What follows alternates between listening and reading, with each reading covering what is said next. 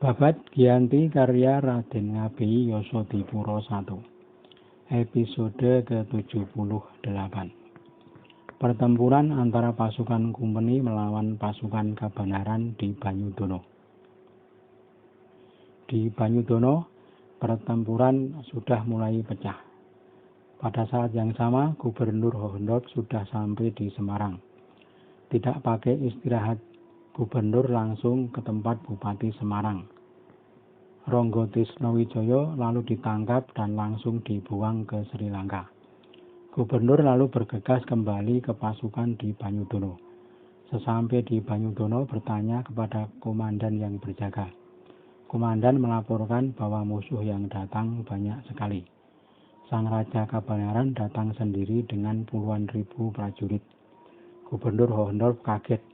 Segera berangkat dengan 2 ofisir Belanda dan 2 punggawa Jawa bersama dengan Raden Indronoto dan 2 bawahannya. Mereka memacu kencang kuda mereka. Tak lama sudah sampai di barat Kebun Dalem. Musuh sudah terlihat, ribuan yang naik kuda. Rombongan gubernur tak berhenti, musuh diterjang saja. Semua menyingkir kaget karena mengira ada bantuan datang. Tak taunya hanya 8 kuda yang lewat. Ketika akan dikejar, gubernur sudah berlalu jauh.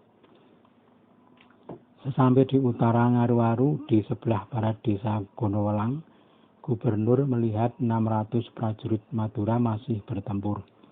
Gubernur lalu menghampiri sebentar, bertemu dan bersalaman dengan Panji Kartosari dan Panji Kartoyudo. Gubernur bertanya pelan, "Apakah Mangkubumi datang? Ada di mana tempatnya?" Panji Kartosari menjawab, "Berada di sebelah timur. Musuh saya sekarang ini menurut berita bernama Pangeran Singosari dan Pangeran Mangkudiningrat. Di timur masih ada banyak pangeran." Gubernur bersalaman lalu berangkat lagi ke timur. Dalam berjalan pelan-pelan saja. Sampai di Banyudono sedang terjadi pertempuran dahsyat. Di utara, timur, barat terjadi saling tembak dari kejauhan. Beberapa saat kemudian para prajurit berhenti menembak. Seorang ofisir berseru bahwa gubernur datang. Mayor Kengser memberi hormat setelah gubernur turun dari kuda. Juga menghormat para bupati semuanya dan para panji dari Madura. Gubernur menanyakan tempat sang Raja Mangkubumi. Ada yang melaporkan berada di tengah jalan. Gubernur mengambil teropong. Semua tempat diteropong ke arah utara, ke arah selatan, ke arah depan dan belakang. Sangat heran gubernur melihat jajaran kuda rapat seperti pagar pohon jarak. Prajurit darat memenuhi sawah dan pedesaan dengan senjata yang jumlahnya tak terhitung. Lalu diumumkan lagi pasukan di utara selatan untuk maju menyerang. Panggung para panglima diserang. Yang kanan Adipati Mangkunagara. Pasukan yang berada di kiri mengimbangi. Bergemuruh sorak dibarengi tambur menggema. Bercampur bunyi coro balen. Berbarengan Kumpeni menembak, tetapi dari panggungan saja. Gubernur menghadap meriam di sebelah timur. Mayor Kengser menata barisan dragonder yang pontang-panting. Sayap musuh yang maju ditembak meriam. Bagian dada pasukan musuh dipimpin Sang Raja Kabanaran. Sang Raja hanya diam sambil memerintah memajukan pasukan sayap. Sang Raja Kabanaran tampak memakai payung kuning. Terlihat dari kejauhan duduk di kursi. Yang berada di depannya hanya sedikit prajurit. Para pengawalnya berada di kiri dan kanan saja. Namun di belakangnya tampak prajurit yang jumlahnya tak terhitung. Si Joyonagoro di sayap kiri menerjang. Sebelah tenggara pasukan lawan yang berisi pasukan Madura sudah diserang. Banyak yang panas hati pasukan Madura. Lupa dengan perintah, lalu pasukan Madura terpancing keluar. Berbondong-bondong mereka menyerang di pojok tenggara. Jayanagara Mataram yang diserang lalu bertempur di darat dan saling desak. Sangat berani mereka berduel. senapan pun dibuang. Senjata berganti dengan tombak dan keris. Pertempuran terus berkecamuk. Gubernur sangat marah melihat aksi prajurit Madura yang bertempur tanpa komando. Meriam yang ke arah tenggara dihentikan karena khawatir mengenai teman sendiri. Musuh dan teman sudah saling bercampur dan sulit dibedakan. Carang Cintoko bertempur jarak dekat dengan Lurah Sorogeni Joyonegoro. Mereka berdua membuang tombak dan ganti berduel dengan keris. Carang Cintoko tertikam dan tewas. Joyonegoro hendak memenggal kepala. Sudah digagahi, tetapi mendadak datang bantuan dari Panji Suronagoro dengan 200 prajurit yang keluar menerjang barisan Mataram. Semakin banyak prajurit Madura yang keluar mengabaikan komando. Gubernur yang berusaha mencegah malah diterjang. Tak bisa lagi ditahan prajurit Madura. Prajurit Mataram pun mundur karena banyak yang mati.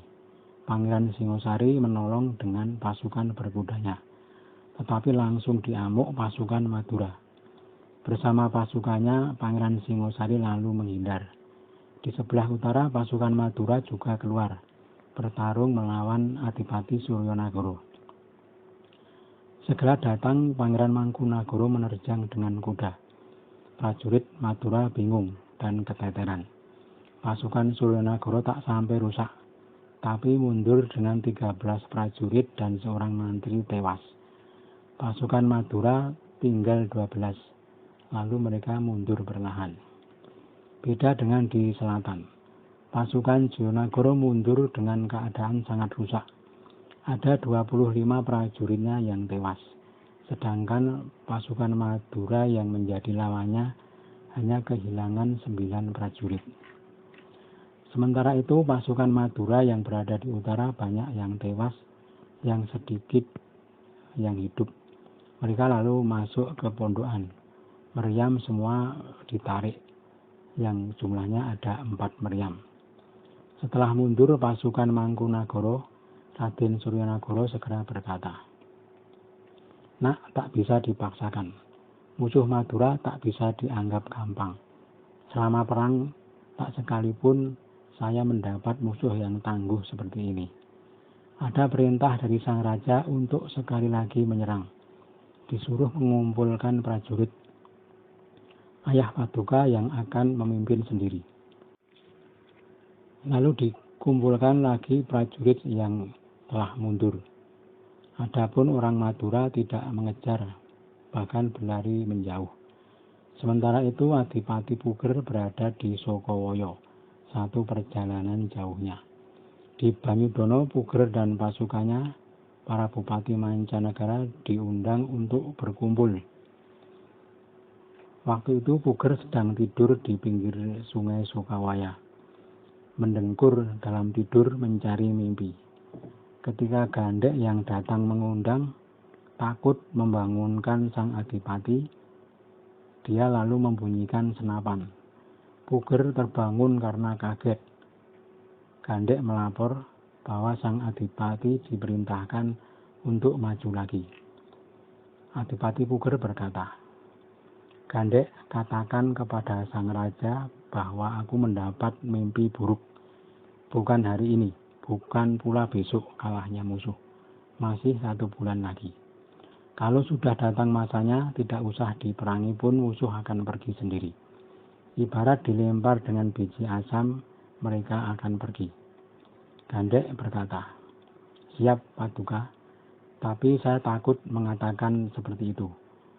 Paduka saya persilahkan bicara sendiri, karena sang raja sudah maju ke medan perang. Sampai Paduka pun disuruh datang membantu." Adipati Puger lalu menulis di keropak sambil naik di atas kuda. Hanya 2 baris. "Gandek, aturkan ini kepada sang raja," kata Adipati Puger sambil menyerahkan keropak itu.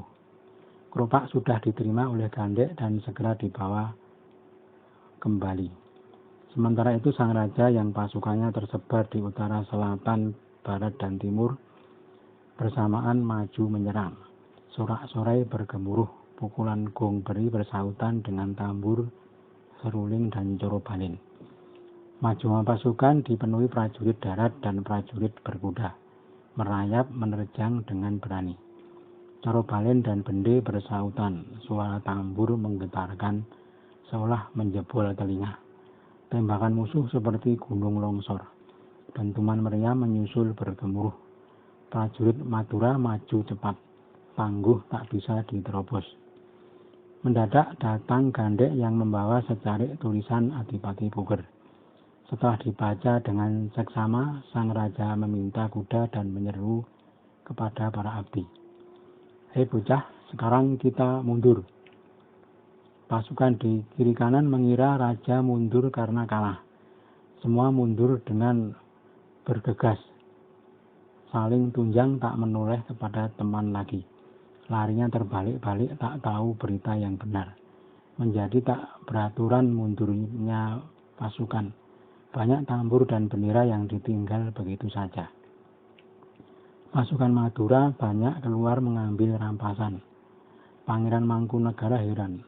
Mengapa para prajurit mundur secara tidak beraturan, padahal tidak terdengar berita bahwa pasukan kalah. Yang tinggal hanya 40 mantri yang sedang berjalan ke selatan. Orang Madura yang keluar setelah mengambil rampasan pun kembali ke pondokan mereka. Mereka senang dan masuk ke barisannya lagi. Ketika Pangeran Mangkunagara datang, meriam tak henti ditembakkan dari belakang. Enak saja pangeran terus berjalan. Di belakangnya meriam terus berbunyi. Masih dijaga oleh Tuhan, peluru tak satu pun yang mengenai. Pasukan Mangkunagara terus mundur sambil mengambil banyak tambur dan bendera orang Mataram yang dibuang begitu saja.